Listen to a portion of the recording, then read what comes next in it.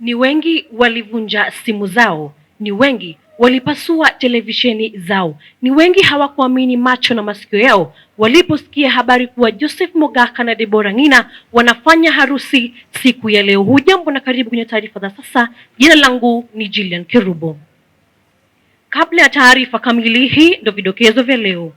Hafla ya harusi ya leo, maandalizi, pilika za hapa na pale, na hatimaye kizaazaa Mugonga na Itumbe.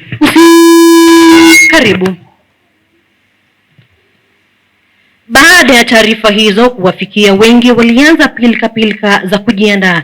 Mawazo ya nguo za kuvaa na kadhalika yaliwapea wengi wasiwasi kubwa. Nikiingia kwenye kizaazaa cha Wakisii, Joseph Mogaka almaarufu Mogasho mwenye harusi alianza mapema kujiandaa minajili ya harusi hii. Alinunua suti yake mapema na kuiweka chini ya godoro lake ili iweze kunyooka. Hivyo hakuwa ameamini pasi yake, maana aliona haitanyosha inavyostahili. Mkimtazama kwa sasa mtaamini maneno haya kwa vile luku yake ilivyong'aa ni kazi ya godoro. Deborah Ngina pia naye alianza kutetemeka siku baada tu alipojua kimefika. Alianza kunywa maji moto na ndimu na pilipili ili kuitengeneza sauti ya kusema yes I do siku ya leo, ili koo lisifanye mambo yake na kupoteza sauti kwa hafla muhimu kama hii ya leo. Dereva wa gari aina ya V8 nyeupe Hesbon Getui hakuachwa nyuma. Aliosha gari lake na mafuta ya taa ili ling'are mithiri ya dhahabu. Lakini je, lilifikia dhahabu kweli?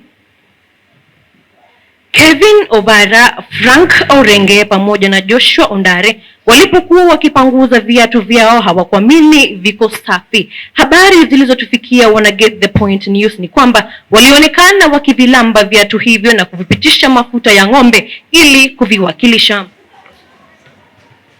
Kwenye sekta ya chakula, Get the Point News tuliaona maajabu. Danfleet pamoja na Olekereu Seneta na kampuni nzima walichangamkia chakula ajabu zaidi. Walikula bila ya kujali vifungo vya shati zao na hata za koti. Na cha kushangaza mno ni kwamba hawalikula bila hata kupumua. Tunalouliza kama wa Get the Point, je, wako hai mpaka sasa? Wanakijiji wa Mugonga walitushtua sana. Walikuwa wamejipanga na vijiko, sahani na karatasi kwenye begi zao za kubeba chakula kitakachobaki tulipokuwa tumeenda kumchukua msichana Deborah. Ama kweli sherehe bila akina mama wa Kisii sio sherehe. Pastor Sammy Ondari alivitingisha vyombo vya habari alipoonekana ametumbukiza chapati 3 kwenye mfuko wa koti lake, akimgeuzia mkewe akimwambia, jipange leo hatupiki sapa. Familia ya Joseph Mogaka na Deborah wanatoa shukrani kubwa kwa kila mmoja aliyejitolea kusaidia kwa namna yoyote, iwe ya kifedha, maombi na hata uwepo wenu. Get the Point Media, GTN TV, Mogasho na kampuni nzima kwa ujumla tunashukuru sana, na Mungu awazidishie mibaraka yake. Familia changa inayoanza ya D na Mogaka, Mungu awe nanyi siku zote.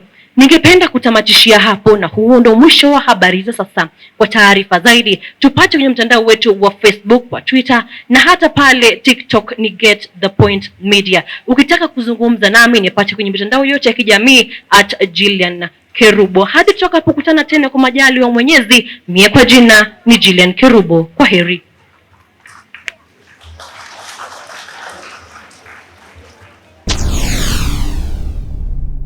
Get the point. Take a step forward.